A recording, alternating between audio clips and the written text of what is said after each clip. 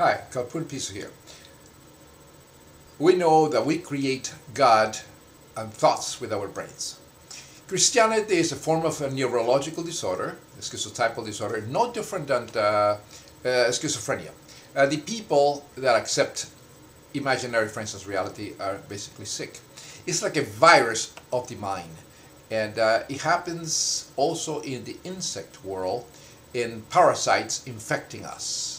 And I'm comparing suicide, genocide, and all that induced by Christ-psychosis or religious psychosis with the affecting the brain, with parasites affecting the host. Entirely eliminated. Thanks to science. Fortunately, others are managing to resist.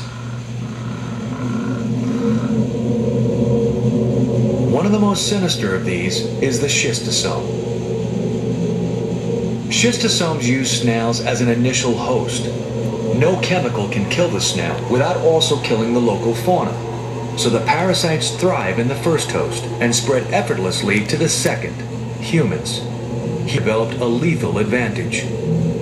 Schistosomes are almost perfect parasites in that they live in the blood system of humans where they should be attacked by the immune system, but they do not. The schistosome can settle in the human body for long periods because it somehow eludes the immune system's surveillance. Come on, Christians, pray to your zombie Jesus and see if it cures you from this. Removing the parasites. Host functions so that they appear invisible to the immune system. Aha. How do we know that? Science. But how does the parasite manipulate its host in order to ensure its own survival? We know that can be attacked by parasites, but most important, our brain can be attacked by parasites, distorting our thinking. And this happens, well, it happens in all animals attacking their brains, and insects. Dr. Tomas, an expert on parasites, has studied the biological mechanisms of a nematomorph worm known as Paragordius tricuspitatus. As they live most of their lives within their insect hosts, usually a cricket. They only emerge when it's time for them to reproduce, which they have to do in water. We know that the purpose of life is to pass our genes. Reproduction, sex, that's important all over the world, in every living thing. We know that a person infected with slime psychosis, or Christ-psychosis, or deep religious psychosis, the thoughts and the infection can actually make the people act deluded and crazy and commit genocide and all kinds of things. Tomas decided to use this worm as a model to research how parasites function. Most parasites are small compared to their hosts. Here it's easy to tell that we're dealing with a macroparasite, a very large parasite.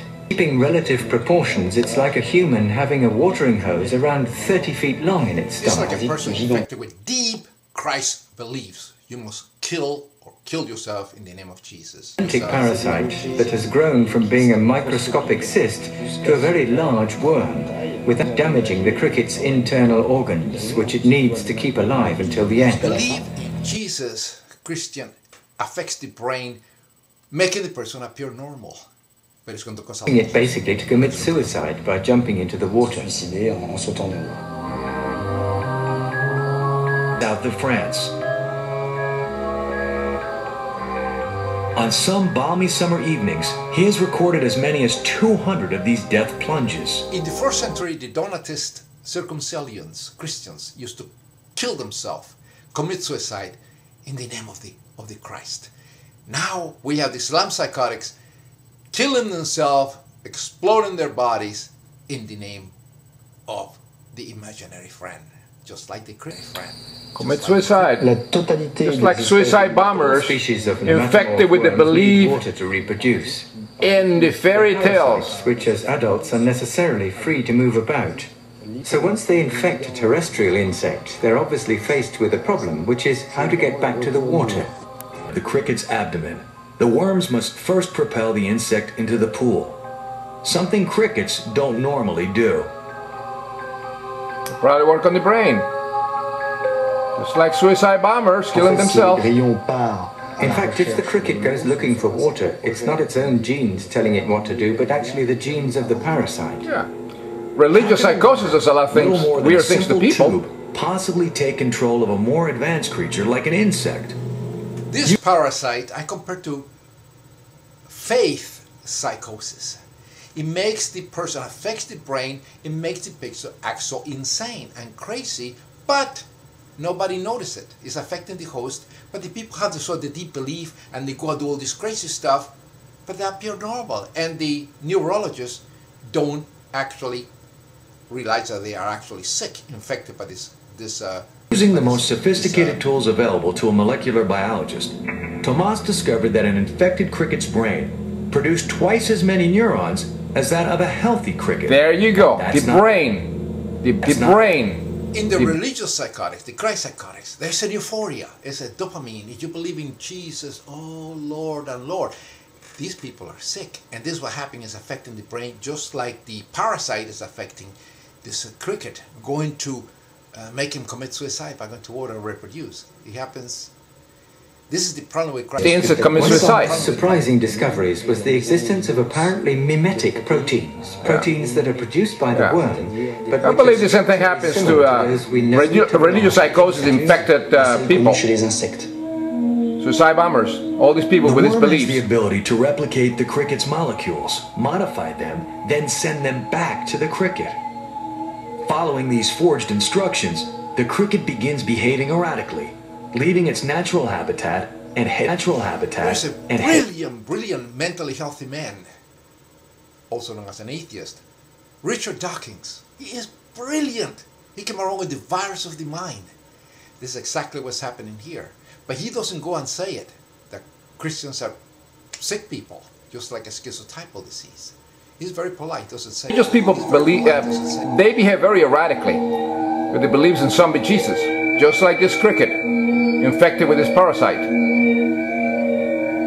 This ability to send molecular messages is not exclusive to this particular worm. Scientists have detected the same phenomenon in other parasites. Our work on the nematomorphs has made it possible for us to save a considerable amount of time on other areas of research. Research we're carrying out in connection with public health threats such as malaria or sleeping sickness transmitted by the tsetse fly and mosquitoes. We know what happens to the schizophrenic. Understanding the worm's tactics their beliefs gives researchers insight into how other parasites they can be very destructive. Same thing happens to Alzheimer's and people suffering from dementia. The most deadly it's the brain. The malaria parasite kills a child every 30 seconds in Africa. Yeah. The parasite is not a worm, but it operates in the same way. Yeah, the Anopheles mosquito. The behavior of its host mosquito, pushing it to bite the victim which suits the parasite best. Once it is installed in the definitive host, a human, it is thought that the parasite causes the person to give off a substance which attracts other mosquitoes. The parasite can easily be transported to other victims. We must realize that belief in God is a delusion. It's produced by neurons and chemical reactions in the brain. What's Christianity? Christianity is the acceptance of a person that resurrected to save humanity with his blood from the sin committed by a madman and a rib woman when they accepted a fruit from a talking snake. That's Christianity for you. It's an illness, very bad illness. A parasite of insane beliefs, which I call Christ-psychosis or religious psychosis. It's the same thing. It gets into the brain and makes people act absolutely crazy. They kill each other, you know, they commit suicide, they kill each other because they believe in one religion, one God and the other God, a different tooth fairy, and all that, and they're making life miserable for the rest of people and for all of us which are mentally healthy or known as atheists. But, you know, Christ-psychosis, religious beliefs are a parasite, a virus of the brain, making people crazy. Awareness of that will actually go to a cure. And that's very, very important if we are to survive as a species in this planet. Because we're all related. The planet is us. DNA, everything is us. Pacha.